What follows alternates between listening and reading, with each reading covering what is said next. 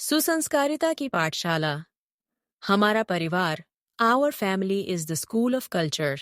व्यक्तिगत और सामाजिक जीवन में व्याप्त कष्ट, कठिनाइयों और समस्याओं के समाधान का एक ही उपाय है कि समाज में सुसंस्कारिता का वातावरण उत्पन्न किया जाए, ताकि लोगों को सत् प्रवृत्तियां अपनाने के लिए प्रेरणा और प्रोत्साहन मिले।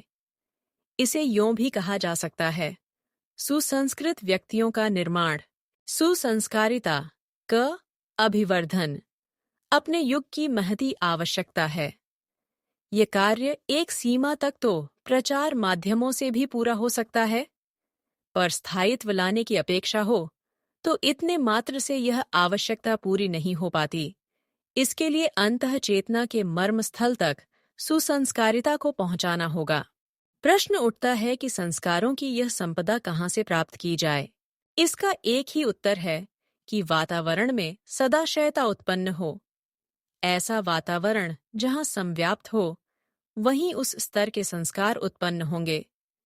सुसंस्कारिता का वातावरण जहाँ संव्याप्त हो, इस स्तर के लोग जहाँ आत्मीयता की भाव संवेदना और सहकारिता की रीति नीति अपनाकर चल रहे हो, वहीं रहने वाला व्यक्ति सुसंस्कारी बन सकता है।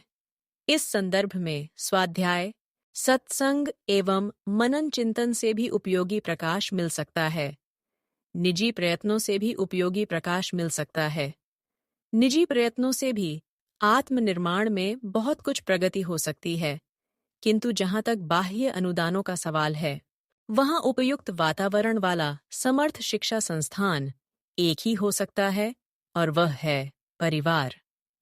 परिवार में व्यक्तित्व की ढलाई अनायास ही होती रहती है। न प्रशिक्षण करना पड़ता है और न प्रयत्न। योजना बनाने की भी आवश्यकता नहीं पड़ती और न प्रेरणा देने अथवा दबाव डालने की। सब कुछ स्वचालित क्रम से होता रहता है और उस परिवार में रहने वाले उसी प्रकार ढलते चले जाते हैं, जिस प्रकार की छोटे बच्चे बड़ों का अनुकरण करके बोलना, चलना या अन्य व्यवहार करना सीख लेते हैं।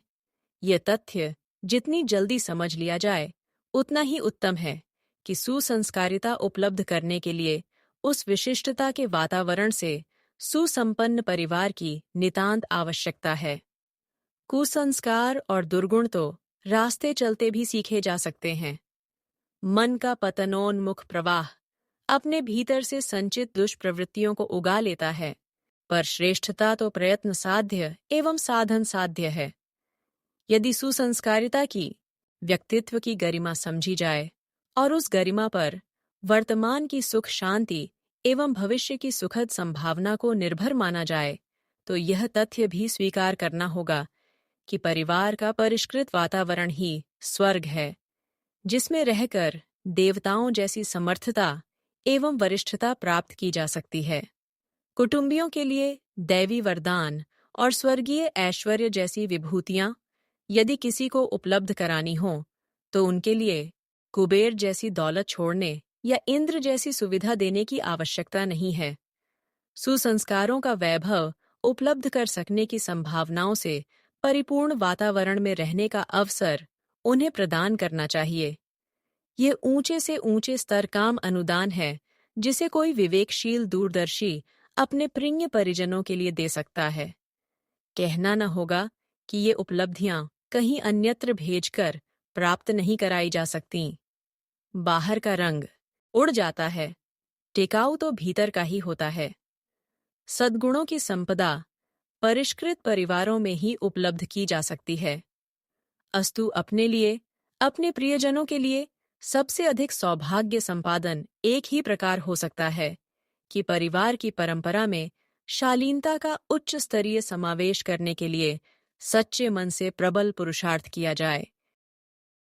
अगर आपको ये वीडियो पसंद आया हो, तो हमारे चैनल शोभा नामदेव को लाइक करें, दोस्तों के साथ शेयर करें और सब्सक्राइब करें।